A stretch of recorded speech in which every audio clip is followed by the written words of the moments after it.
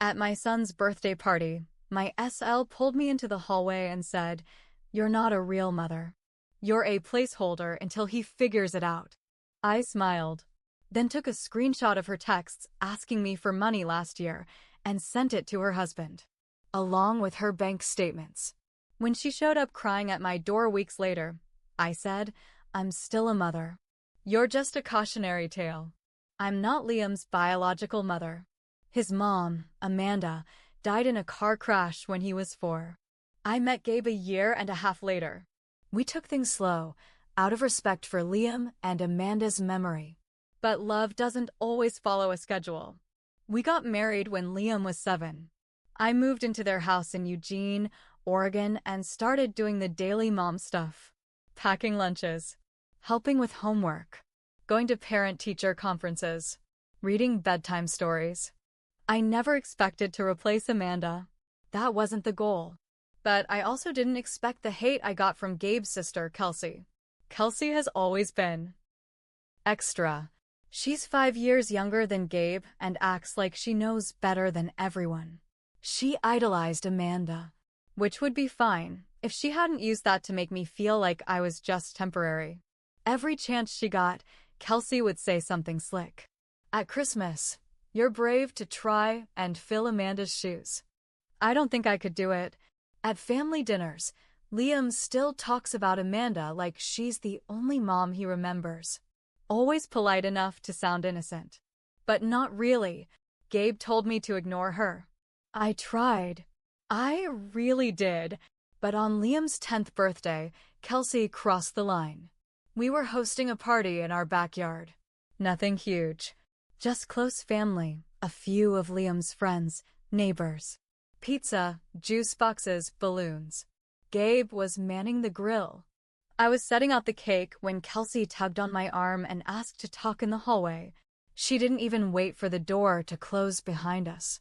"You know he's not yours, right?" she said, arms folded, mouth twisted into a smirk. "You're just the woman making him lunch until he figures it out." I blinked. "You're not a real mother," she added. "You're a placeholder." I didn't yell. I didn't cry. I just looked at her and smiled. Because I remembered something. It was last December when she came to me. Gabe didn't even know. She sent me a long, messy text at midnight. Said she'd lost her job, couldn't make rent, and was scared her husband would find out. She said I was the only one she could trust. The only one who wouldn't judge. I helped her. Quietly. I paid her rent for 2 months. She promised she'd pay me back. She never did. And she had no idea that I kept everything. The texts. The voicemail she left crying. Even her bank login info, she'd given it to me once when I helped her apply for a fast cash loan. She never changed the password. So that night, after Liam's party, after pretending everything was fine, I went into the guest bedroom with my laptop.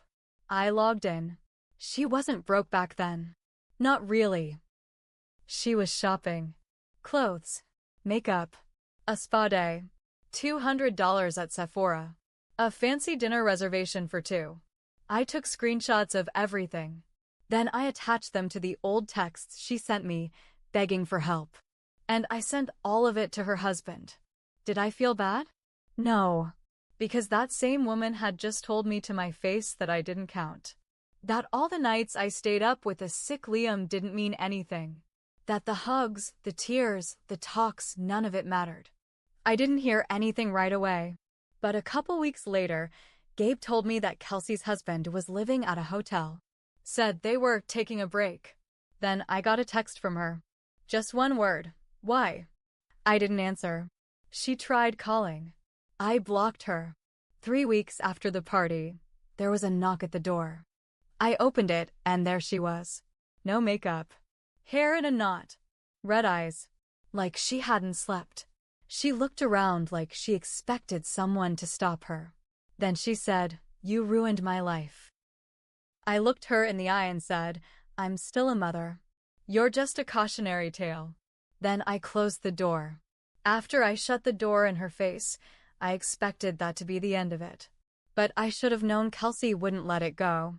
The silence didn't last long. A few days later, Gabe got a call from their mom. She was upset, rambling about family betrayal and how I needed to fix things. Apparently, Kelsey had gone to her parents and twisted the story. Said I had hacked into her bank account and sent private information to ruin her marriage. Left out the part where she gave me her login and begged me for money. Gabe stood up for me, told his mom the truth. But the damage was done. The next weekend, at a family barbecue at Gabe's parents' house, things exploded. It started fine, tense but civil. I brought a pie. Liam ran around with his cousins. Gabe grilled like always. Then Kelsey showed up. Late. Wearing a forced smile and sunglasses even though it was cloudy. The second I walked by her with a plate of food, she hissed, "You think you've won, huh?" I didn't respond. Just kept walking. But she followed me into the kitchen, where it was just us. She slammed her purse on the counter and said, "You want to ruin my life? Fine. Let's see what your husband thinks about you stealing from family." "What are you talking about?" I asked. Then she pulled out a folded sheet of paper from her purse and held it up. "You know what this is?" she said, voice shaking. "It's a copy of the withdrawal from Amanda's memorial fund. The one Gabe's parents set up for Liam." My heart dropped. I saw the statement, she sneered. "You used it. Took out $3,000 last year. I wonder if he knows." I didn't say anything, because I had taken it. But not for myself. That money had been sitting untouched for years. Gabe always said it was for emergencies or when Liam needs something big. Well, last year, Liam needed surgery for a dental issue. Insurance didn't cover it all. We were short. Gabe told me to use the fund. We both agreed. It was for him, after all. But now Kelsey was using it against me. "You going to tell him?" she said. "Or should I?" I looked her dead in the eye and said, "Go ahead," because I knew the truth. And so did Gabe. Still, the tension was unbearable. Kelsey kept whispering to family, pulling people aside. A few and started giving me looks. One uncle didn't say hi to me at all. That night, I asked Gabe, "Do you think they believe her?" He said, "It doesn't matter. We know the truth." But it did matter. Because Kelsey wasn't done. A week later, someone called Liam's school anonymously and accused me of using his medical fund for personal spending. The school called us in, said they had to ask questions because it involved a child's welfare. Gabe was furious. He knew it was Kelsey. We got a lawyer. Cleared it up fast. But it rattled me. It wasn't just about me anymore. She was coming for my family. I wanted to keep things quiet before. But now? Now I wanted everyone to know who she really was. So I pulled out the big one. Remember that night Kelsey asked me for money? She didn't just text. She called. Crying. Rambling. And I recorded it. Oregon's a one-party consent state. In that voicemail, she admitted everything. The job loss. The shopping. The lies to her husband. How she was screwed and didn't want people to know I did this to myself. I posted it, not on social media. I'm not stupid. I sent it to the family group chat. Then I muted my phone and waited. After I dropped the voicemail in the family group chat, I knew there was no going back. For a while, things were quiet. Too quiet. No one replied in the chat. Not even a thumbs up. Not even Kelsey. But I knew people were listening. That voicemail was almost 4 minutes long. You can hear Kelsey sobbing, her voice shaking as she admits to blowing her rent money on a trip to Napa, then crying about how she can't ask mom and dad again because they were sick of bailing her out. I didn't name call. I didn't defend myself. I just let her words do the work. Then the group started to splinter. Gabe's aunt, who always backed Kelsey, texted me separately, saying she was so sorry for assuming and didn't realize how bad things had gotten. His cousin, Brad, messaged Gabe privately and said, "We knew she was messy, but not this messy." That was satisfying. But Kelsey? She stayed quiet. Until she didn't.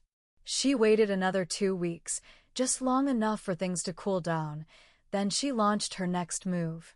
I was standing in line at the grocery store when I saw it. A Facebook post. Long, dramatic, full of half-truths.